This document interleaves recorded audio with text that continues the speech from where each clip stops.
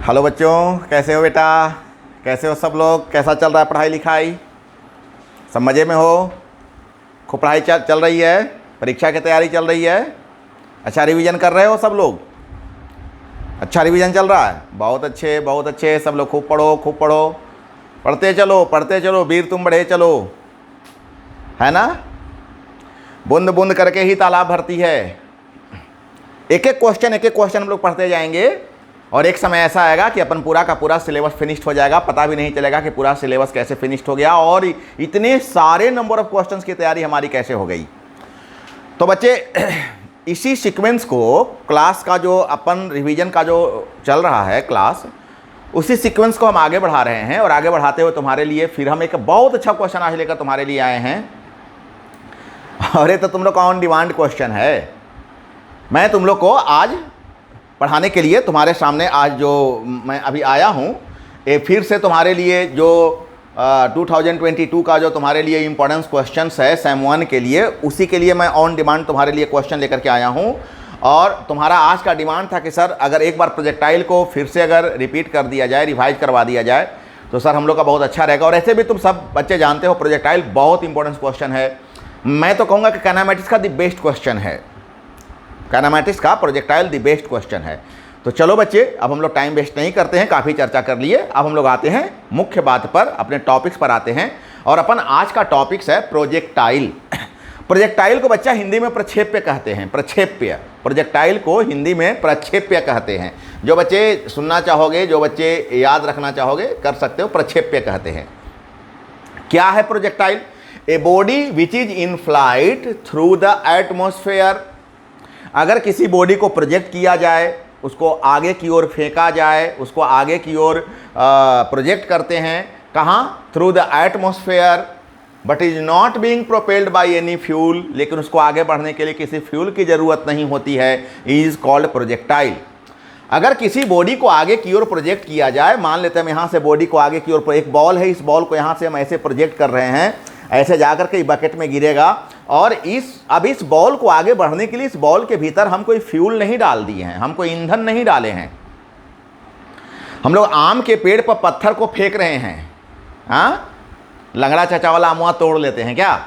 गांव देहात में खूब हम लोग चोरी करते थे, नहीं? गए एकदम देख पत्थर, फटाफट आम गिरा, वहाँ से चूने लेकर भागे। अब इस पत्थर को, आम तोड़ने के लिए हम जो पत्थर को फेंके, उस पत्थर को आगे प्रोपेल होने के लिए, उसे आगे बढ़ने के लिए किसी फ्यूल का ज़रूरत नहीं है। कोई एथलेटिशियन, कोई जेवेलिन्स को, कोई तीर को आगे की ओर, धनुष से तीर को छोड़ता है, गुलेल से पत्थर को हम लोग मारते हैं, उस पत्थर को आगे बढ़ने के लिए, आगे जाने के लिए किसी फ्यूल की ज़रूरत नहीं होती है। तो फिर ये जो पत्थर है, ये जो एरो तीर है, ये जो बॉल है, ये सारा का सारा प्रोजेक्टाइल है। इसको आगे प्रोपेल होने के लिए, प्रोपेल होने का मतलब आगे बढ़ने के लिए, आगे उसको एटमॉस्फेयर में आगे जाने के लिए किसी फ्यूल की ज़रूरत नहीं हो रही है।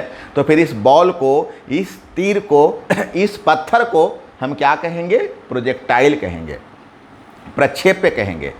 प्रक्षेप्य वह वस्तु है जिसे वातावरण में, एटमॉस्फेयर में आगे जाने के लिए किसी फ्यूल की ज़रूरत नहीं होती है। बस अरे फेंकने वाले को फ्यूल का ज़रूरत है, छोड़ना, फेंकने वाले से हमको मतलब नहीं है। तुम फेंक रहे हो कि तोर दोस्तवा फेंक रहा है, इससे मतलब नहीं है। मतलब है उस बॉल से, जो बॉल आगे जा रहा है हमको उससे नीड है, वो पत्थर आगे जा रहा है हमको उस नीड है, जो गोली से, जो राइफल से गोली आगे निकल करके जा रहा है हमको उस गोली का मतलब है। राइफल से मतलब नहीं है कि तुम SLR से फायरिंग कर रहे हो, कि AK-47 से फायरिंग कर रहे हो, किससे फायरिंग करो, इससे मेरे को मतलब नहीं है। मेरे को मतलब है कि गोली जो आगे प्रोपेल हो रहा है उसका क्या कंडीशन होगा, गोली को हम प्रोजेक्टाइल कहेंगे। तो उम्मीद करें प्रोजेक्टाइल तुमको समझ में आ गया। The motion of projectile is 2 dimensional motion. बेटा एक कहने का एक छोटा सा लाइन है, लेकिन बड़ा जरूरी बात है, बहुत इंपॉर्टेंट बात है। ये जो प्रोजेक्ट हुआ, ये जो बॉल आगे की ओर गया, ये जो तीर आगे की ओर जा रहा है, ये जो पत्थर आगे की ओर जा रहा है, ये इसका जो मोशन है 2 डायमेंशनल है। अब ये 2 डायमेंशनल बोलने का क्या मतलब होता है? तो मान लो कि ये पत्थर को तुम फेंका इस तरह से, ये पत्थर ऐसे जा रहा है, ये जा रहा है, आगे जा रहा है, तो ये पत्थर जो आगे ऐसे जा रहा है, ऐसे भी जा सकता है, या तो पत्थर को तुम ऐसे फेंका होगा, ऐसे आ रहा है, ऐसे आ रहा है। तो दोनों कंडीशन में, चाहे वो पत्थर ऐसे जा रहा होगा, अब इसका हर एक पॉइंट पर जो मोशन है वो 2 डायमेंशनल है। 2 डायमेंशनल मतलब ऐसे और ऐसे, और यही 2 के कारण यह अपने ऐसे आगे की ओर ए प्रोपेल हो रहा है, आगे की ओर ऐसे जा रहा है।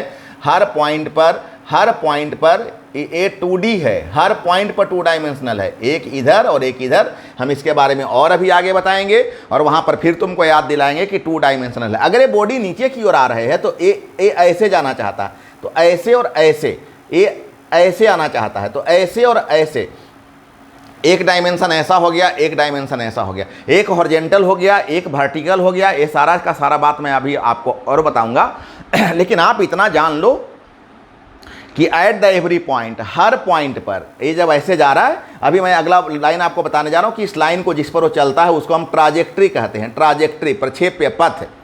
अभी मैं अगला वर्ड आपको यही पढ़ाने जा रहा हूं, इसीलिए मैं बोला कि जैसे जैसे ये पढ़ाई आगे जाएगी वैसे वैसे आपको 2 डायमेंशनल वगैरह वगैरह सब कुछ ज़्यादा समझ में आएगा। लेकिन आप अभी तत्काल अगर प्रोजेक्टाइल का डिफिनेशन अगर आप याद करना चाहते हैं, लिखना चाहते हैं, तो आप यही बात लिखिएगा कि ये body which is in flight through the atmosphere but is not being propelled by any fuel is called projectile and the motion of projectile is 2 dimensional motion. कैसा? 2 डायमेंशनल मोशन। इसका मतलब हर पॉइंट पर इसका जो मोशन होगा 2 दिशा में होगा। 2 dimensional कहने का मतलब द्विविमीय हो गया। मतलब द्विविमीय कहने का मतलब होता है कि हर पॉइंट पर ये पत्थर जब हम लोग यहाँ से फेंके तो ऐसे पत्थर जा रहा है, तो हर पॉइंट पर इसका जो मोशन है वो 2 दिशा में होगा, क्षैतिज दिशा में भी होगा और उदर्ग दिशा में भी होगा, हॉरिजॉन्टल डायरेक्शन में होगा और वर्टिकल डायरेक्शन में होगा। मतलब एक हॉरिजॉन्टल कंपोनेंट होगा और एक वर्टिकल कंपोनेंट होगा। मैं अभी और इसको आगे क्लियर करूंगा। तो उम्मीद करें बच्चा कि तुमको प्रोजेक्टाइल का डिफिनेशन समझ में आ गया है। क्या प्रोजेक्टाइल का डिफिनेशन है कि किसी बॉडी को अगर एटमॉस्फेयर में प्रोजेक्ट कर दिया जाएगा और उसको आगे जाने के लिए किसी फ्यूल की ज़रूरत नहीं हो रही है तो इस बॉडी को हम प्रोजेक्टाइल कहेंगे और इसका मोशन 2 डायमेंशनल होता है। अब जिस रास्ते पर ये चलता है उस रास्ते को हम क्या बोलते हैं? उस रास्ते को हम बोलते हैं ट्राजेक्ट्री। क्या बोलते हैं? ट्राजेक्ट्री। जैसे मान लेते हैं कि हम बॉल इधर फेंके, मान ले हम बॉल यहां फेंके रमेश के पास और यहां पर सोहन बैठा हुआ है, तो क्या हम रमेश के पास बॉल फेंकेंगे तो सोहन कैच करेगा? क्या नहीं कैच करेगा। बॉल तो रमेश को ही कैच करना है। हम उसी के दिशा में उसी के पास बॉल को फेंके हैं। मतलब तय बात है कि जिस बॉल को हम यहाँ से प्रोजेक्ट किए उस बॉल का जो पाथ है वो परफेक्ट है, वो सर्टेन पाथ है। तो जिस पाथ का वो अनुसरण करता है, प्रोजेक्टाइल जिस पाथ का अनुसरण करता है, जिस पाथ पर वो आगे की ओर बढ़ता है, उस पाथ को हम बोलते हैं प्रक्षेप्य पथ। जिस पथ पर यह प्रोजेक्टाइल आगे की ओर प्रोपेल कर रहा है उस पाथ को हम बोलते हैं प्रक्षेप्य पथ। अंग्रेजी में बोलते हैं trajectory. The path follow by a projectile is called trajectory. जैसे ये मुनुआ ने ये बॉलवा को फेंक दिया, देख मुनुआ फेंक रहा है बॉलवा को, तो ये बॉलवा इसी रास्ते पर चल रहा है, इस रास्ते को हम बोलते हैं ट्राजेक्ट्री। अब बच्चा मैं तुमको यही बात उस समय 2 डायमेंशनल के लिए बता रहा था। अब यहाँ पर समझना कि बॉल अगर इस पॉइंट पर है तो ये तुम्हें सोचना चाहिए कि बॉलवा तुम्हारा बड़ा पढ़ा लिखा है कि अपने रस्तिया पर चलता है। सोचने वाली बात है कि आखिर क्या ऐसा है, बॉल को क्या पता है कि हमको उसी पर जाना है, उसी रास्ते पर जाना है। तो एक्चुअली बॉल को पता नहीं है। बॉल तो बेचारा अपना इस जगह पर ऐसे जाना चाहता है। अब ये जगह पर रियल पाथ पर जब वो ऐसे जाना चाहता है तो यहाँ पर इसलिए जाएगा क्योंकि यहाँ पर इसके 2 कंपोनेंट, एक इस डायरेक्शन में और एक इस डायरेक्शन में, ए वाला इसको खींच के ऐसे ले जाना चाहता है, ए वाला ऐसे जाना चाहता है, तो बेचारा कहीं नहीं जाएगा, रिजल्टेंट पर चलेगा। ए अपना रिजल्टेंट पर चलेगा। अगर नीचे की ओर तुम बात करो तो ए अपना ऐसे रिजल्टेंट पर चलेगा, ए अपना ऐसे रिजल्टेंट पर चलेगा। इसका मतलब है कि हर पॉइंट पर यहाँ देखो 1 dimension 2 dimension, 1 dimension 2 dimension, 1 dimension 2 dimension, हर पॉइंट पर 2 डायमेंशन मोशन है। मतलब जब कोई ट्राजेक्ट्री पर, जब किसी ट्राजेक्ट्री पर कोई प्रोजेक्टाइल प्रोपेल करता है, आगे की ओर बढ़ता है, तो at the every time, at the every point उसका जो मोशन होता है वो कैसा होता है? 2D होता है, 2 डायमेंशनल होता है। उम्मीद करें यहाँ तक पूरा समझ में आ गया। अभी तक हमको तुमको 2 इंपॉर्टेंट बात बताए। एक बात तुमको हम ये बताए कि अगर कोई बॉडी को आगे की ओर प्रोपेल किया जाए, फेंका जाए और उसे आगे चलने के लिए किसी फ्यूल की ज़रूरत ना हो, किसी ईंधन की आवश्यकता नहीं हो, तो फिर हम कहेंगे कि ये बॉडी क्या है? प्रोजेक्टाइल है। इस प्रोजेक्टाइल जिस रास्ते पर यह चला, जैसे पत्थर प्रोजेक्टाइल है, बॉल प्रोजेक्टाइल है, और यह बॉल जिस रास्ते पर चला उस रास्ते को हम प्रक्षेप्य पथ या ट्राजेक्ट्री कहते हैं। और इस ट्राजेक्ट्री के हर पॉइंट पर जो प्रोजेक्टाइल का मोशन है वह 2 डायमेंशनल मोशन है, वह द्विविमीय गति है, क्योंकि हर पॉइंट पर इसके वेलोसिटी के 2 कंपोनेंट होते हैं। अगर ए वेलोसिटी भी है तो एक कंपोनेंट इसका भी कॉस थीटा हो जाएगा और एक कंपोनेंट इसका भी साइन थीटा हो जाएगा। ये बात मैं तुम्हें और आगे बताऊंगा जब मैं इक्वेशन को सॉल्व करूंगा। खैर, अभी तुम सिर्फ 2 बातें जान लो कि बॉडी अगर आगे प्रोजेक्ट हो रहा है, फ्यूल का ज़रूरत नहीं है तो हम प्रोजेक्टाइल कहेंगे, और दूसरा बात, जिस रास्ते पर चलेगा उस रास्ते को हम ट्राजेक्ट्री कहेंगे। अब हम लोग बारी बारी से हम लोग प्रोजेक्टाइल के काइंड्स को पढ़ेंगे। अभी बच्चा मान लेते हैं कि हम पत्थर फेंकने की बात करें तो पत्थर फेंकने का 2 प्रकार का क्रिया हो सकता है। पत्थर फेंकने की जो क्रिया है वो 2 प्रकार की हो सकती है। पत्थर को नीचे से ऊपर की ओर फेंका जाएगा, नीचे से ऊपर की ओर मतलब हाइट पर फेंका जाएगा। हम पत्थरवा को ऐसे लेते और ऐसे फेंकते हैं तो ये क्या हो गया, ऊपर की ओर जा रहा है, मतलब उसका डायरेक्शन ऐसा हो सकता है। दूसरा फेंकने का काम ऐसा हो सकता है कि ऊपर से नीचे हम किसी बॉडी को फेंक सकते हैं। जैसे हम पत्थर को क्या कर सकते हैं, एक बॉल है, उस बॉल को हम जमीन से छत पर फेंक सकते हैं, मतलब नीचे से ऊपर की ओर फेंक सकते हैं, ग्राउंड से छत पर फेंक सकते हैं।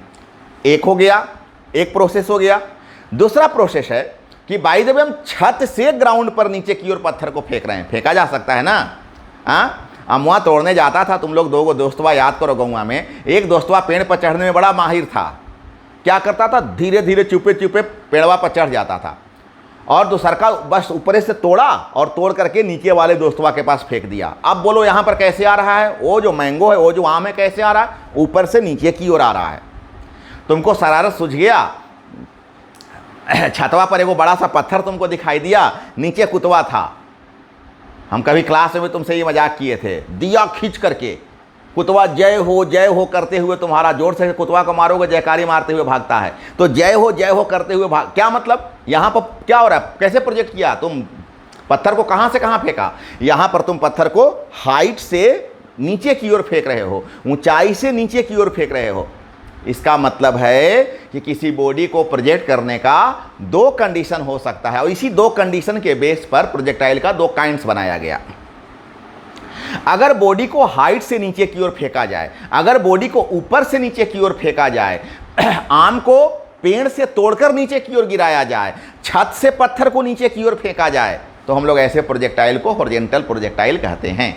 पक्का समझ में आ रहा है बेटा, पक्का समझ में आ रहा है। अगर बॉडी को, और बाद में तुमको हम पढ़ाएंगे, अगली क्लास में तुमको पढ़ाएंगे कि अगर बॉडी को नीचे से ऊपर की ओर फेंका जाए तो हम इसको ऑब्लिक प्रोजेक्टाइल कहते हैं, एंगुलर प्रोजेक्टाइल कहते हैं। उसके बारे में तुमको आज हम कोई खास चर्चा नहीं करने जा रहे हैं। अभी अपन पूरा डिटेल तुमको बहुत अच्छा से, तुमको मैं आज पूरा का पूरा हॉरिजॉन्टल प्रोजेक्टाइल पढ़ाने जा रहा हूँ। अगर वस्तु को ऊपर से नीचे की ओर फेंका जाए तो हम इसको हॉरिजॉन्टल प्रोजेक्टाइल कहते हैं। अब इसके बारे में यहाँ से पूरा का पूरा ख्याल करना। तो अभी अपन क्या पढ़ रहे हैं बेटा, अभी अपन पढ़ रहे हैं काइंड्स ऑफ प्रोजेक्टाइल, प्रक्षेप्य का प्रकार। प्रक्षेप्य कितने प्रकार के होते हैं, तो बच्चा प्रक्षेप्य 2 प्रकार का होता है। पहला क्या है, पहला को हम लोग बोलते हैं horizontal projectile. Horizontal projectile, horizontal projectile का मतलब हो गया क्षैतिज प्रक्षेप्य। हॉरिजॉन्टल प्रोजेक्टाइल का मतलब हो गया क्षैतिज प्रक्षेप्य। क्षैतिज प्रक्षेप्य का मतलब हो गया कि बॉडी को ऊपर से नीचे की ओर फेंका जा रहा है। If a body is projected horizontally from a certain height, जैसे मान ले कि ए हाइट, ए ग्राउंड है, इस ग्राउंड पर यहाँ से किसी बॉडी को तुम प्रोजेक्ट कर रहे हो, तो बॉडी को प्रोजेक्ट करोगे तो कैसे आएगा, वैसे ऐसे आएगा। ए इसका हॉरिजॉन्टल लाइन हो गया, ऐसे आ रहा है। अब ऐसे आएगा तो तुम किसी पॉइंट पर इसको कंसीडर कर, बाय द वे हम इसको यहाँ से इतना ऊंचा, इतना हम नीचे आने पर यहाँ पर कंसीडर कर रहे हैं, तो ए इसका y डिस्टेंस हो गया, y एक्सिस हो गया, और ए इसका x एक्सिस हो गया। अब हम यहाँ पर अगर कंसीडर करेंगे तो यहाँ इसका रिजल्टेंट वेलोसिटी भी है, और अभी हम लोग चर्चा कर रहे थे कि हर पॉइंट पर, इस ट्राजेक्ट्री के हर पॉइंट पर दो कंपोनेंट होगा इसके वेलोसिटी का। इसका रिजल्टेंट वेलोसिटी भी है तो इसका दो कंपोनेंट होगा, एक हॉरिजॉन्टल कंपोनेंट होगा और एक वर्टिकल कंपोनेंट होगा। एंगल रिजल्टेंट के साथ बनता है हॉरिजॉन्टल के साथ। मान लो ये एंगल बन रहा है बीटा, कुछ भी मान सकते हो, थीटा बीटा कुछ मान सकते हो। फिगर में तुम्हारा बीटा है तो हम भी बीटा ले रहे हैं।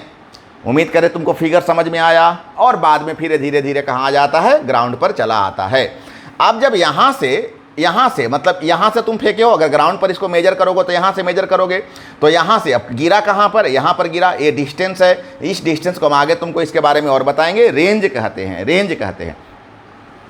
तो बच्चा हॉरिजॉन्टल प्रोजेक्टाइल क्या है कि if a body is projected, एक वस्तु को प्रोजेक्ट किया जा रहा है हॉरिजॉन्टली, हम ऊपर से फेंक रहे हैं, फ्रॉम ए सर्टेन हाइट, कहाँ से, ऊंचाई से फेंक रहे हैं, विथ ए सर्टेन वेलोसिटी, यहाँ से एक निश्चित वेग से फेंक रहे हैं। यहाँ पर एक बात और समझ लो कि जिस वेलोसिटी से तुम यहाँ पर फेंक रहे हो, मान लो ये वेलोसिटी u है, तो एक कांस्टेंट वेलोसिटी होगा। मतलब इसका जो हॉरिजॉन्टल वेलोसिटी होगा at the every point constant होगा। हॉरिजॉन्टल वेलोसिटी में बच्चा कोई चेंज नहीं आता है। एक बहुत ही रामवान है ये लाइन, बहुत इंपॉर्टेंस है, जरूर इसको अच्छा से याद कर लो।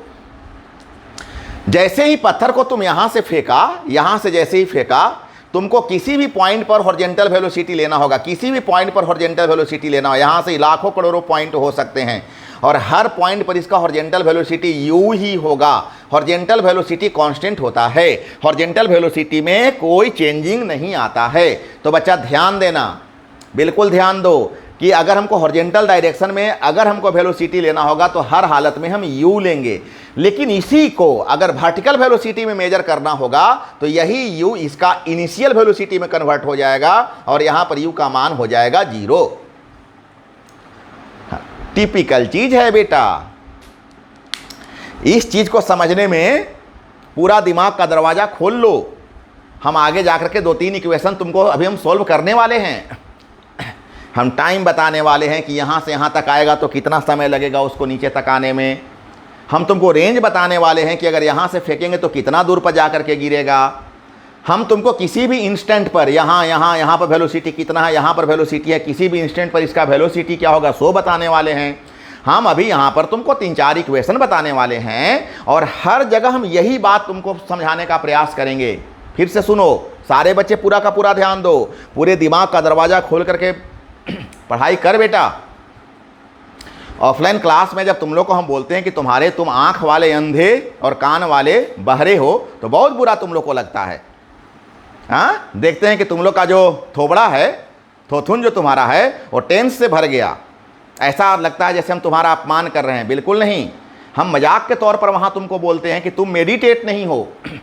आँख वाले अंधे और कान वाले बहरे कहने का तात्पर्य यही होता है कि तुम्हारा बॉडी क्लास में ज़रूर है लेकिन तुम्हारा ध्यान क्लास में नहीं है। और जब तुम्हारा ध्यान क्लास में नहीं है तो ना तो मैं जो लिख रहा हूँ तुमको दिखाई दे रहा है सही तरीके से, और ना तो मैं बोल रहा हूँ वो तुमको सुनाई पड़ रहा है सही तरीके से। और अगर तुम सुनोगे ही नहीं, अगर तुम देखोगे ही नहीं तो तुमको समझ में क्या आएगा? तो फिर समझ में नहीं आएगा। इसीलिए बोलते हैं कि अगर बच्चों के पास सही दृष्टि हो जाए, सही साइट हो जाए क्लासरूम के भीतर और सही ईयर आ जाए, उनको सही साउंड आ जाए, तो फिर क्वेश्चन समझने में कोई बड़ा बात नहीं है। इसको अब इतने सभी चीज़ों को कंबाइन करके हम लोग बोलते हैं कि तुम क्लास में थोड़े मेडिटेट रहने का प्रयास करो, ध्यान दे करके पढ़ने का प्रयास करो। टीचर क्या मेरा बोल रहा है, मैं फिर से रिपीट कर रहा हूँ बेटा, पूरा अच्छा से ध्यान देना। अभी पूरा का पूरा आगे का जितना भी क्लास होगा, पूरे क्लास का ये बैकबोन पॉइंट है, पूरा ध्यान दो। मैं बोला कि अगर हॉरिजॉन्टल डायरेक्शन में कभी भी तुम वेलोसिटी मेजर करोगे इस हॉरिजॉन्टल प्रोजेक्टाइल में, तो हॉरिजॉन्टल डायरेक्शन में वेलोसिटी u होगा, लेकिन जब इसी को तुम वर्टिकल डायरेक्शन में जब मेजर करना शुरू करोगे तो यही u इनिशियल वेलोसिटी का काम करेगा, प्रारंभिक वेग का काम करेगा और इसका मान 0 हो जाएगा। 0 क्यों हो जाएगा? अरे तुम अमुआ तोड़े हो, अभी अमुआ यहाँ से फेंके रहे हो, तो यहाँ से जब आम को फेंक रहे हो तो अभी तो आम तुम्हारे हाथ में है, तो इसका इनिशियल वेलोसिटी तो 0 है। हम ऊपर से कुतवा को मारने के लिए पत्थरवा भी हम फेंक रहे हैं, तो जब पत्थरवा को हम फेंकेंगे अभी तो पत्थरवा हमारे हाथ में है, इसका इनिशियल वेलोसिटी जो 0 है, लेकिन किस डायरेक्शन में? वर्टिकल डायरेक्शन में।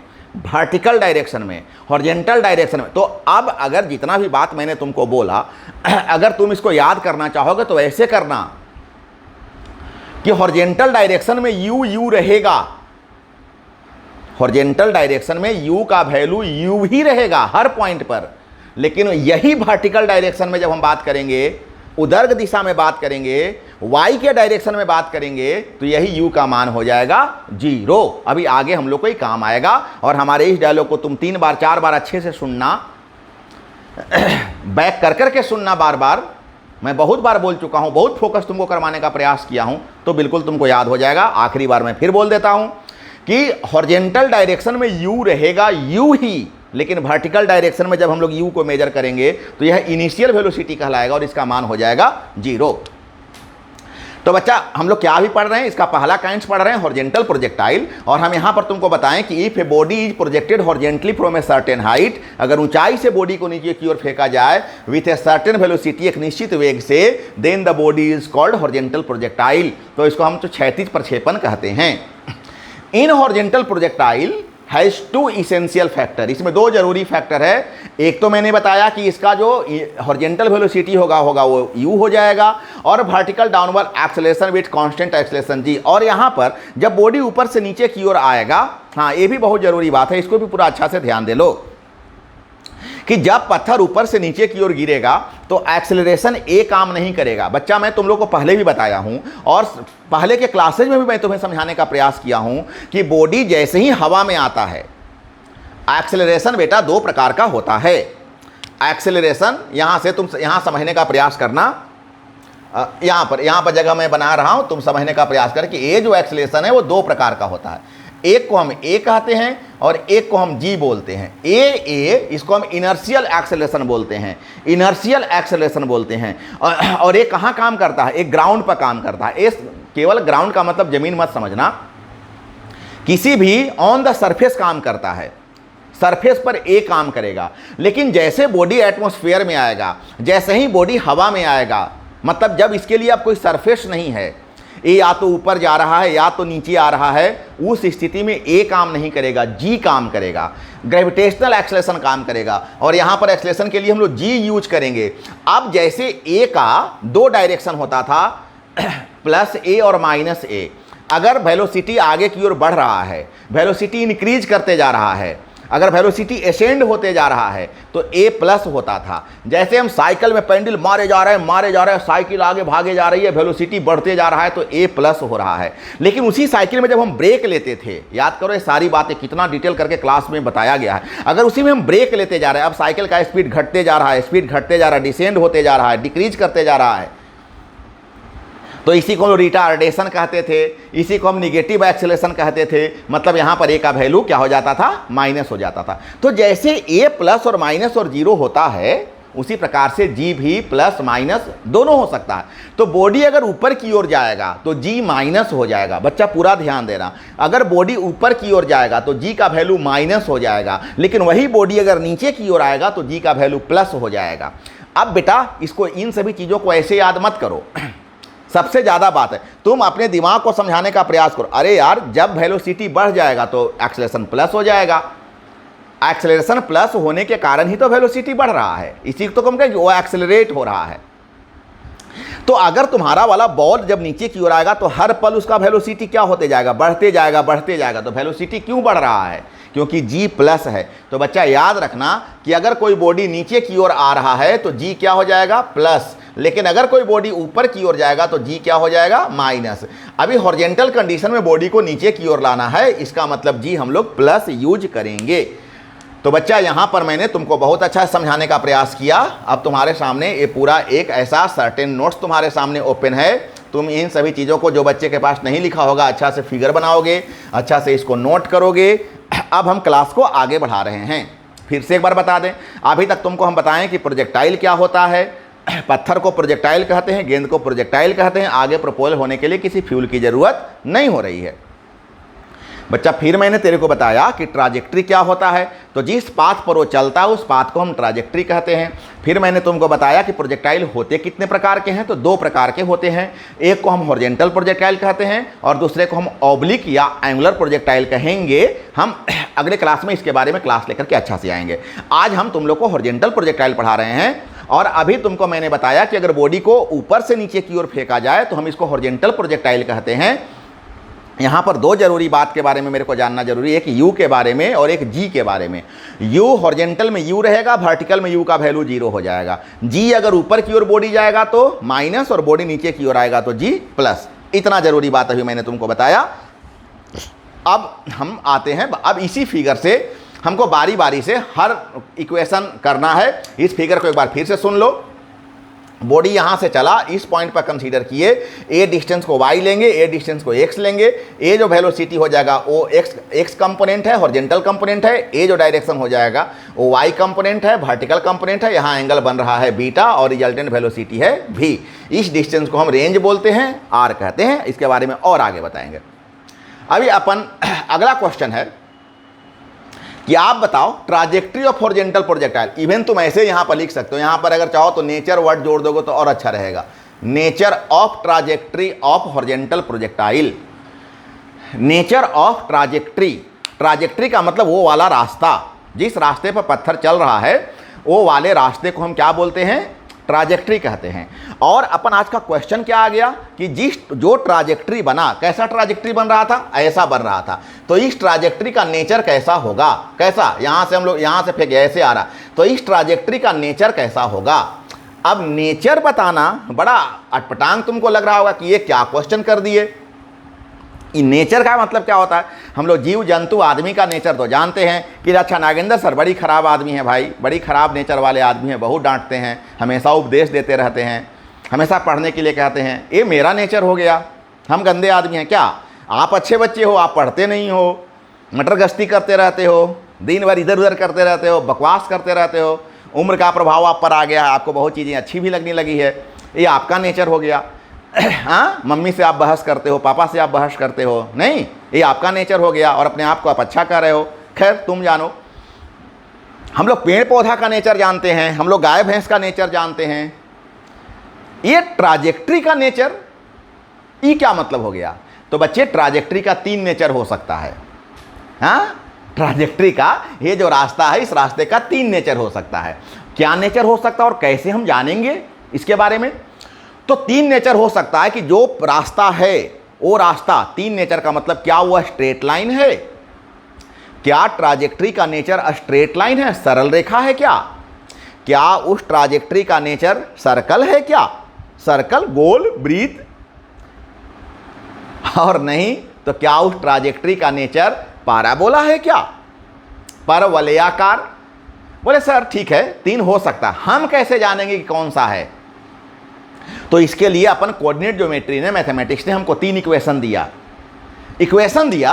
पहला इक्वेशन उसने दिया कि अगर x plus Y is equal to Z हो, जैसे 2x plus 3y is equal to 5, ऐसा इक्वेशन तो तुम क्लास 9 में और क्लास 10 में पढ़ करके आए हो। अभी तुमको हम कहेंगे कि तुम एक ग्राफ बनाओ, x प्लस वाई बराबर 3 का ग्राफ बनाओ। बोले सर ये तो लॉलीपॉप है, तुरंत बना देंगे। बोले क्या करोगे बेटा, तो पहले हम एक ऐसा डाटा ले लेंगे सर x और y का, x अगर 0 तो y3, y अगर 0 तो x3, और तुम तुरंत करोगे कि सर x3 यहाँ, y3 यहाँ। अब बताओ तो ग्राफ कैसा आया, कैसा ग्राफ आया, स्ट्रेट लाइन ग्राफ आया। इसका मतलब है कि ये जो इक्वेशन है वो इक्वेशन स्ट्रेट लाइन का है, ये इक्वेशन स्ट्रेट लाइन का है। इसका मतलब है कि हम इक्वेशन देखेंगे और इक्वेशन देख के ही बता देंगे कि नेचर कैसा होगा ट्राजेक्ट्री का। अगर बाय द वे इक्वेशन ऐसा आता, ये हम तुमको स्ट्रेट लाइन का इक्वेशन बता दिए, अगर बाय द वे इक्वेशन ऐसा आता, कैसा कि X square plus Y square is equal to Z square, अगर ऐसा इक्वेशन आ जाता तो फिर कैसा हम लोग नेचर कहेंगे। तो ये सर्कल का इक्वेशन है, ये सर्कल का इक्वेशन है। इसका मतलब है कि जो ट्राजेक्ट्री बनेगा वो कैसा बन जाएगा, सर्कुलर बन जाएगा, वृत्तीय बन जाएगा।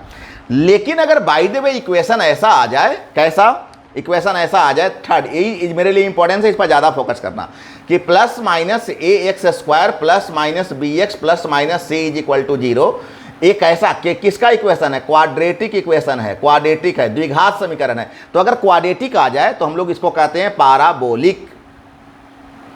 ये पाराबोलिक कहलाएगा कि ये जो पाथ है वो पाराबोलिक है। तो अब हम क्या करेंगे कि नेचर निकालने के लिए अब हम सोल्व करेंगे। सोल्व करते करते करते करते अपन को एक इक्वेशन मिलेगा और यह इक्वेशन अब तीनों में से जैसा होगा, अगर स्ट्रेट लाइन का आ जाएगा तो हम कह देंगे कि नेचर स्ट्रेट लाइन का है।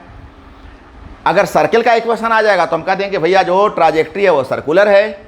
और अगर क्वाड्रेटिक में आ जाएगा तो फिर हम कहेंगे कि इसका जो नेचर हुआ वो कैसा हो गया, कैसा हो गया, पाराबोलिक हो गया। तो चलो अब हम सोल्व करके देखते हैं कि रियल इक्वेशन आता है किस फॉर्म में। चलो बात बात में हम तुमको तीनों इक्वेशन भी बता दिए। तुम लोग ध्यान देना कि किसका कौन सा इक्वेशन होता है। कितनी सारी बातें हम तुम लोग को बात बात में बताते जाते हैं। अगर तुम इन सभी चीज़ों को फोकस करते चलो तो ना जाने तुम्हारे जीवन के किस मोड़ पर कौन सी बात हमारी यूज हो जाएगी। कंपटीशन का ज़माना है बेटा, किसी का कोई परफेक्ट सिलेबस नहीं होता, फिक्स सिलेबस नहीं होता। बस तुम हर चीज़ को ध्यान में अब रखो, पूरा यूनिवर्स मुट्ठी में रखो। हाँ, हर चीज़ का नॉलेज, हर चीज़ का कंसेप्ट, और परेशान मत हो। अपन को भगवान ने इतना जीबी डाल दिया है यहाँ पर, इतना जीबी डाल दिया, इनफाइनाइट जीबी डाल दिया है। कहा जाता है कि वर्ल्ड का सबसे बड़े साइंटिस्ट जो होते हैं वो अपने पूरे मेमोरी का, पूरे ब्रेन का मैक्सिमम 17% ही यूज कर पाते हैं। 13 से 17% ही यूज कर पाते हैं। सोच लो, बाकी का उनका चिता में ऐसे ही जल जाता है। उतने, इसका मतलब इतना सोचो, उतने बड़े बड़े साइंटिस्ट जिन्होंने कितना ज़्यादा रिसर्च कर रखा है, कितना ज़्यादा इसको यूज किया है, वो 13 से 17% यूज कर पाते हैं। तो फिर ये तो इनफाइनाइट जीबी का भगवान हमको डाल करके भेजा है। इसलिए परेशान मत हो, जितना इसके अंदर डालना है डालते जाओ, ये कभी फूल होने वाला नहीं है। डालते जा, कोई बात नहीं है ना। पूरे पूरे हर बात पर ध्यान तू रख। किस दिन कौन सा चीज़ काम आ जाएगा किस जगह पर कहना बड़ा मुश्किल है, हर बात को ध्यान रख। तो अब चल हम लोग पढ़ते हैं, मुख्य मुद्दा पर आते हैं कि क्या ट्राजेक्ट्री का नेचर कैसा होगा। हम लिखे हैं कि बाय द वे कोई टाइम टी है, suppose body reaches at point P. हम यहाँ से बॉडी को फेंके, ये बॉडी यहाँ से ऐसे चला, टी टाइम में हम कंसीडर कर लिया कि बॉडी आ गया है पॉइंट पी पर। और जिस पॉइंट पर आया है उस पॉइंट का कोऑर्डिनेट क्या है, एक्स वाई है। एक्स वाई कहने का मतलब हो गया कि ए वाला डिस्टेंस एक्स है और ए वाला डिस्टेंस वाई है। उम्मीद करें समझ में आ रहा है। फिर से सुन लो, हम यहाँ से बॉडी को फेंके, बॉडी ऐसे चलते चलते चलते चलते ऐसे तो पूरा यहाँ तक गिरता, लेकिन हम रास्ते में ही कोई पॉइंट पी पर कंसीडर कर रहे हैं और इस पॉइंट पी का कोऑर्डिनेट एक्स वाई है। एक्स वाई कहने का मतलब इसका हॉरिजॉन्टल डिस्टेंस एक्स है और इसका वर्टिकल डिस्टेंस जो ट्रैवल किया वो वर्टिकल डिस्टेंस वाई है। बारी बारी से हम ये दोनों डिस्टेंस फाइंड करके देखेंगे, अपन को एक इक्वेशन मिलेगा और उस इक्वेशन से हम लोग नेचर बताएंगे कि ये नेचर कैसा है। तो बच्चा सबसे पहले हम इस पर बात करते हैं, इस हॉरिजॉन्टल का बात करते हैं। ये हॉरिजॉन्टल डिस्टेंस है एक्स, हम इसका बात करते हैं और यहां पर हम फॉर्मूला यूज करेंगे दूरी बराबर चाल गुने समय। Distance is equal to velocity into time. क्या? Distance is equal to velocity into time. अब अगर मैं तुमको यहां पर समझाने का प्रयास करूं तो डिस्टेंस कितना ट्रेवल कर रहा है, एक्स। अब बोलो इस डायरेक्शन में कौन सा डायरेक्शन है, हॉरिजॉन्टल डायरेक्शन है। कितना वेलोसिटी होता है, यू होता है। यस, गुड गुड, यही बात मैं तुम्हें बता रहा था कि कभी भी तुमको हॉरिजॉन्टल यूज करना पड़े तो यू के बदले यू ही लेना। और टाइम यहां से यहां तक कितना लिया था, टी लगा था। और बच्चा मैं यहां क्यों गंदा करूं, यहां तो तुम्हारा फिगर क्लियर रहेगा तो ज़्यादा अच्छा रहेगा। और यही चीज़ मैंने तुम्हें यहां पर लिखा कि X is equal to U into T, और यहां से टी का वैल्यू निकालोगे बेटा यू बाई में आ जाएगा, मतलब टी इज इक्वल टू हो गया एक्स बाई यू। टी का मान निकल गया, यहां से यहां तक आने में उसको कितना समय टी लग रहा था, कितना वैल्यू आया, एक्स बाई यू। अब तुम क्या कर कि अब तुम वर्टिकल डिस्टेंस निकाल, ए वाला डिस्टेंस निकाल, वर्टिकल निकाल। तो वर्टिकल डिस्टेंस निकालने के लिए तुम क्या करना, डिस्टेंस फार्मूला यूज कर ले। और डिस्टेंस फार्मूला क्या होता है बेटा, तो S is equal to U T plus half A T square, इसको हम डिस्टेंस फार्मूला बोलते हैं। मोशन का ये डिस्टेंस फार्मूला है, X is equal to U T plus half A T square. Formula से तो तुम लोग वाकिफ हो, अभी इसके पहले वाले क्लासेज में तुमको ग्राफिकल मेथड से भी ये फार्मूला हम प्रूव किए थे और कैलकुलस मेथड से भी ये फार्मूला हम प्रूव किए थे बच्चा। तो तुम इस फार्मूले में, और ये सबसे पहले क्लास 9 में पढ़ना था और इस क्लास 9 से तो फिर ये काफ़ी पॉपुलर हो जाता है। मोशन का, काइनेमैटिक्स का ये बहुत ही पॉपुलर फार्मूला है बच्चा, तो तुमको पता होगा AC = UT + ½ AT²। अभी के कंडीशन में अगर तुम ये फार्मूला जो यूज कर रहे हो AC = UT + ½ AT², तो सबसे पहले एस क्या है? डिस्प्लेसमेंट। तो कितना डिस्प्लेसमेंट है बेटा यहां से यहां तक का? तो y है। अब हमको बताओ कौन सा डायरेक्शन में निकाल रहे हो? तो वर्टिकल निकाल रहे हो। तो वर्टिकल में u का वैल्यू कितना हो जाएगा? 0। एक्सलेंट, u का वैल्यू 0। बहुत अच्छा, ये बात याद रखना था कि यस सर वर्टिकल में तो ये इनिशियल वेलोसिटी बन गया और इनिशियल वेलोसिटी का मान तो हो जाएगा 0। और t कितना हो गया? तो t को तुम t रहने दो प्लस हाफ। ए क्या हो जाएगा? तो सर ए नहीं काम करेगा, जी काम करेगा। क्यों बेटा, क्यों जी काम करेगा? सर हवा में है, एक्सलेंट। और हवा में है फिर नीचे है या ऊपर? तो सर नीचे आ रहा है, एक्सलेंट, मतलब जी प्लस हो जाएगा। बहुत अच्छा, बहुत अच्छा। यही तो दो ट्रिक्स इसमें है ही, कोई बड़ा बात तो है नहीं। तो जी प्लस हो जाएगा बोले तो जी, और ये हो गया t², मतलब हो गया y = ए तो 0 हो गया, केवल बच गया ½ g t²। तो y = ½ g। और t का बेटा मान तुम पहले से निकाल के रखे हुए हो। कितना निकाल के रखे हुए हो? x/u। वो तो तुम्हारा इंतजार कर रहा था कि आओ हमको यूज करो। इसका मतलब y = तुम्हारा हो गया, ऊपर में हो गया g, नीचे में हो गया 2u² और x²। फिर से देख लो, ऊपर में g है, x² को थोड़ा सा हम अलग साइड करके लिख रहे हैं, नीचे में ये वाला 2 और ये u² हम एक साथ रख लिए हैं। ऐसा करने से हमको क्या फायदा हुआ? यहां पर देख, पूरा तुमको हम डिटेल लिख दिए। वर्टिकल डायरेक्शन में वर्टिकल मोशन u का मान 0 हो जाएगा, ½ g t² बचा, ½ g t के बदले x/u का स्क्वायर पुट कर लिए। हम g और 2u² को एक साथ रख रहे हैं, x² को अलग से रख रहे हैं। इससे फायदा अपन को ये मिल रहा है बेटा कि ये पूरा का पूरा टर्म कांस्टेंट है, g बदलने वाला चीज नहीं है, 2 नंबर है, और किसी भी बॉडी का इनिशियल वेलोसिटी कभी नहीं बदलता है, फाइनल बदलता है। ये एकदम बिल्कुल ध्यान दो, ये बहुत अच्छा जीके जीएस भी है। किसी भी बॉडी का इनिशियल वेलोसिटी कभी नहीं बदलता है, किसी भी बॉडी का मास कभी नहीं बदलता है, एक कांस्टेंट टर्म्स है। फाइनल वेलोसिटी चेंज करता है, उसको तुम घटा सकते हो, उसको तुम बढ़ा सकते हो, फाइनल वेलोसिटी को, इनिशियल को नहीं। इनिशियल को जो निकलना था वो निकल गया, फाइनल को चेंज किया जाता है। तो ये पूरा का पूरा टर्म कांस्टेंट है, और इस कांस्टेंट के बदले अगर हम अपन के यूज कर लेते हैं तो y = हो गया kx²। और बेटा ये तो क्वाड्रेटिक इक्वेशन है, द्विघात समीकरण है। अगर मान लो कि ये 3 है और ये मान लो कि 5 है x², तो क्या हो गया? 5x² = 3 और 5x² - 3 = 0। ये तो द्विघात, यस सर, ये तो द्विघात समीकरण के जैसा लग रहा है। तो लग नहीं रहा है बच्चा, ये द्विघात समीकरण है ही। इक्वेशन कैसा आ गया? तो इक्वेशन आ गया क्वाड्रेटिक। और अगर इक्वेशन क्वाड्रेटिक आ जाए, मतलब y का जो फंक्शन आ रहा है कैसा आ रहा है? क्वाड्रेटिक आ रहा है। सो ट्राजेक्ट्री कैसा हो जाएगा? तो ट्राजेक्ट्री ऑफ, यहाँ पर लगता है कि मिसप्रिंट हो गया यहाँ पर ऐसे, सो द ट्राजेक्ट, यहाँ लिख सकते हो नेचर, ऐसे लिख देना। यहाँ के बाद हम नीचे लिख दे रहे हैं, so the nature of trajectory is parabolic. कहीं कहीं इसको तुम पाराबोला भी पढ़ोगे तो कंफ्यूज मत होना, दोनों एक ही बात है। पाराबोलिक, पाराबोलिक कैसा होता है? ऐसा होता है, ऐसा, एकदम गोल नहीं, एकदम गोल नहीं, परवलयाकार, परवल के आकार, हाँ, पाराबोलिक। तो नेचर कैसा हो गया? पाराबोलिक। तो बेटा उम्मीद करें कि पहला आपका टॉपिक पूरा का पूरा क्लियर हो गया। अभी तक क्या क्या बेटा आप पढ़ लिए? सबसे पहले आपने पढ़ा कि प्रोजेक्टाइल होता क्या है, फिर मैंने आपको बताया कि इसका ट्राजेक्ट्री का क्या मतलब होता है। ट्राजेक्ट्री में मैंने आपको बहुत सारा बात बताया, ये 2D कैसे होता है। फिर अभी आपको मैंने बताया कि जिस पाथ पर चल रहा है इसका मतलब ये इसका ट्राजेक्ट्री है, ट्राजेक्ट्री का नेचर कैसा है। और बच्चा नेचर कैसा आ गया? पाराबोलिक आ गया चलिए बहुत अच्छा, चले नेक्स्ट टॉपिक्स की ओर। ये रहा नेक्स्ट टॉपिक्स अपन। अब अपन क्वेश्चन पढ़ने जा रहे हैं कि अगर हम एक बॉडी को यहाँ से प्रोजेक्ट किए, यहाँ से प्रोजेक्ट किए, बॉडी ऐसे प्रोजेक्ट होकर के और ऐसे आकर के यहाँ ग्राउंड पर आ गया, तो इसको यहाँ से यहाँ तक आने में कितना वक्त लगा, कितना समय लगा, इसी को हम कहते हैं टाइम ऑफ फ्लाइट। हिंदी में उड्डयन काल, उड्डयन, उड्डयन का मतलब उड़ना, कितना देर उड़ रहा है।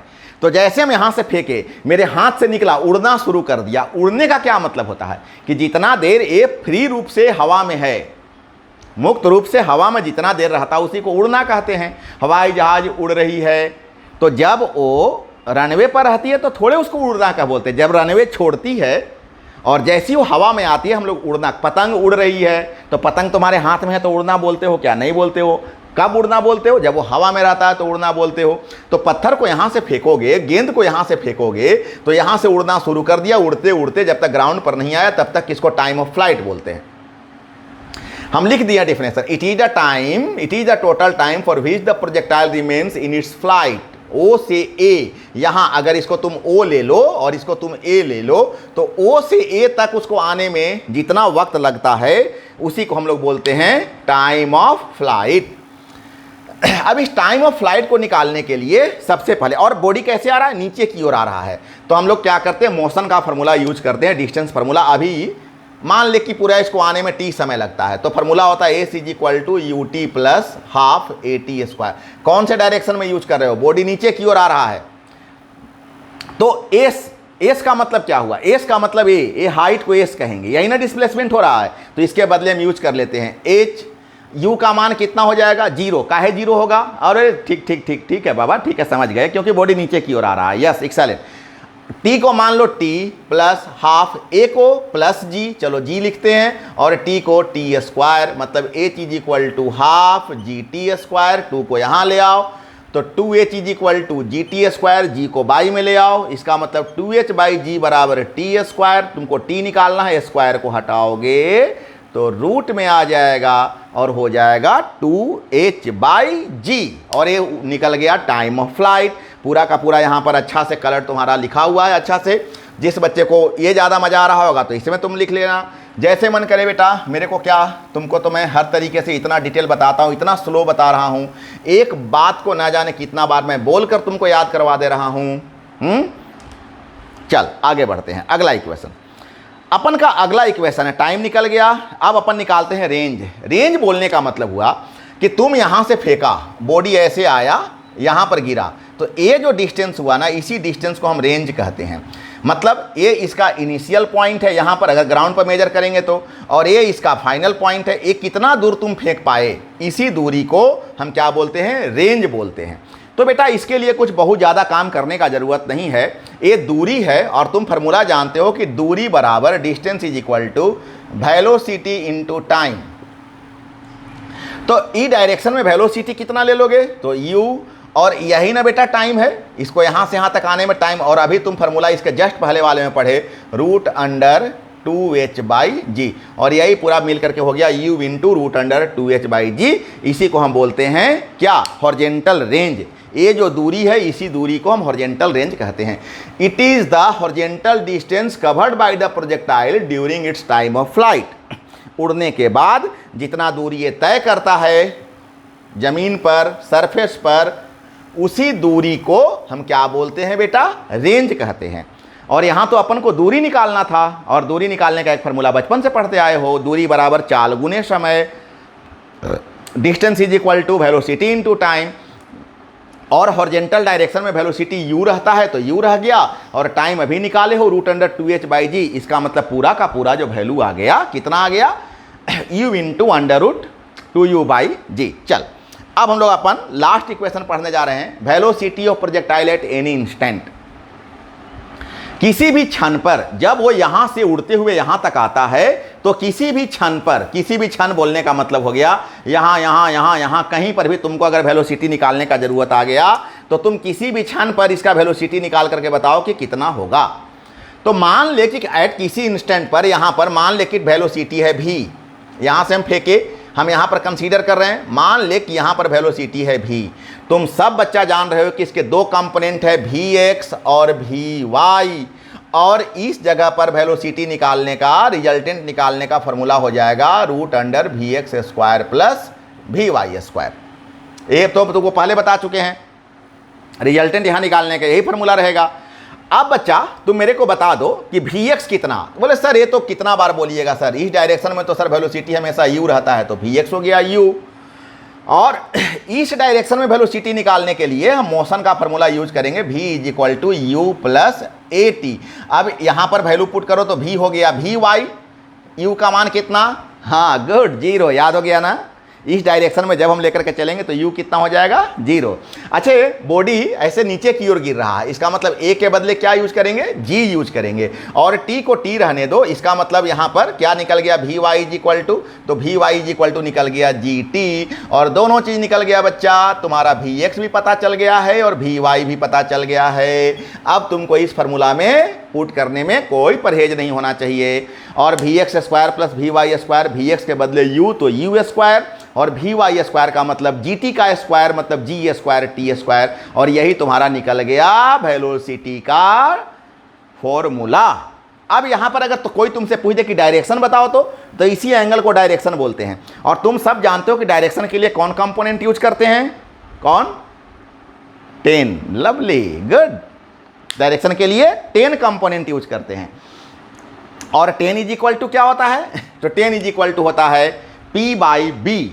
p का मतलब ये वाला लाइन, ए लाइन, वर्टिकल लाइन, p मतलब vy, b का मतलब हॉरिजॉन्टल लाइन बोले तो vx, vy बाई vx। और बोल vy का वैल्यू कितना है gt, और vx का वैल्यू कितना है u। मतलब अपन आ गया, डायरेक्शन का फॉर्मूला आ गया 10 beta is equal to vy by vx, बोले तो gt बाई u। और यहीं पर अपन को ये जो बीटा होता है ना बेटा, इसी को डायरेक्शन बोलते हैं। और जब ये डायरेक्टेड वर्ड बीटा निकालेंगे तो क्या कन्वर्ट हो जाएगा, 10 inverse, excellent, 10 inverse gt by u। मतलब यहाँ पर रिजल्टेंट वेलोसिटी का वैल्यू भी निकल गया और उसका डायरेक्शन भी निकल गया बच्चा। तो यहाँ पर आकर के तुम्हारा पूरा तरह से हॉरिजॉन्टल प्रोजेक्टाइल फिनिश्ड होता है। फिर से बता दें, मैंने तुम्हें बताया प्रोजेक्टाइल, मैंने तुमको बताया ट्राजेक्ट्री, फिर मैंने तुमको काइंड्स ऑफ प्रोजेक्टाइल का पहला पार्ट में हॉरिजॉन्टल लेकर के चला। इस हॉरिजॉन्टल में मैंने तुमको पूरा बताया कि मोशन 2D कैसे होता है। यहाँ पर मैंने बताया कि इसका वैल्यू u का क्या क्या कंडीशन होता है, g कहाँ प्लस होगा कहाँ माइनस होगा। और फिर यहाँ पर हम लोग 3 इक्वेशन पढ़े, क्या पढ़े ना, नेचर कैसा होगा, फिर हम लोग पढ़े टाइम ऑफ फ्लाइट कितना होगा, फिर हम पढ़े रेंज कितना होगा, फिर हम पढ़े कि इसका रिजल्ट मतलब वेलोसिटी, इंस्टेंट पर वेलोसिटी कितना होगा। तो बहुत सारा पूरा हॉरिजॉन्टल अच्छा से आज हम लोग किए बेटा, इसको आप बार बार कीजिएगा। एग्जामिनेशन में लॉन्ग क्वेश्चन बन करके आने का चांसेज है, और मेरा जब टेस्ट होगा उसमें तो आने का बहुत ज़्यादा चांसेज है। तो बच्चा आज हम अपन हॉरिजॉन्टल प्रोजेक्टाइल पर ही क्लास को हम एंड करेंगे, और अगले क्लास में आपके लिए बहुत अच्छा से फिर हम ऑब्लिक या एंगुलर प्रोजेक्टाइल लेकर के आएंगे। अगर कोई बच्चे को किसी तरह का कोई प्रॉब्लम से, तो मैं अपना नंबर यहाँ पर शेयर कर दिया हूँ 9110163511। इस नंबर पर हमारा व्हाट्सअप भी है, इस नंबर पर आप कॉल करके भी कोई प्रॉब्लम होगा तो मेरे से बात कर सकते हैं। जो बच्चे अभी तक सब्सक्राइब नहीं किए होंगे, बिल्कुल आप इस चैनल को सब्सक्राइब कर लीजिए, क्योंकि ऐसे जैसे गोल्डन क्लासेस आपको मिलते रहेंगे। और आप अपने सभी दोस्तों को इनकरेज कीजिए कि इतना टॉप क्लास का क्लास आप घर बैठे आप अगर करना चाहते हो तो सर के चैनल को आप ज्वाइन करो, जहां पर आपसे कोई पैसा तो लगता नहीं है। हमारे यहाँ के बच्चे तो पैसा बहुत ज़्यादा पकड़ते हैं, तो ऐसा नहीं है, आप कैरियर बनाओ ना, आपका कैरियर ही मेरा पूंजी है। आप जो कैरियर रीच करोगे ना, वही हमारा कमाई है, वही हमारा संपत्ति है। तो बेटा पैसा तो आते जाते रहता है, आ जाएगा पैसा। तुम मेनली सबसे पहले अपने आप को इम्प्रूव कर, तो अपने दोस्तों को भी तुम इनकरेज करो कि इतना बेस्ट क्लास है, तो तुम इस क्लास को ज्वाइन करो, इस क्लास को करो, सारे के सारे बच्चे सब्सक्राइब करो। और ये सारे जो क्लास मैं तुम्हें दे रहा हूँ, एक बार केवल फॉर्मेलिटी, ये कोई फिल्म नहीं है, ये कोई सॉन्ग नहीं है, ये साइंस का एक नेचुरल क्लास है। तो तुम इसको बहुत मेडिटेट होकर के बहुत बार देखो, ताकि बिल्कुल पूरी तरह से याद हो जाए, तुमको अपने से कुछ करने का ज़रूरत नहीं हो। तो चल बच्चा, बहुत अच्छा, तुम इसको, तुम्हारे लिए गुड लक। और कोई दिक्कत होगा तो फिर मैं बताऊं, इस नंबर पर तुम मेरे से संपर्क करना। तो चलो, बहुत अच्छे, सभी बच्चे को बहुत बहुत गुड लक। और नए क्लास में फिर नए टॉपिक्स के साथ फिर तुम्हारे पास हम आएंगे। तब तक के लिए बाय बाय।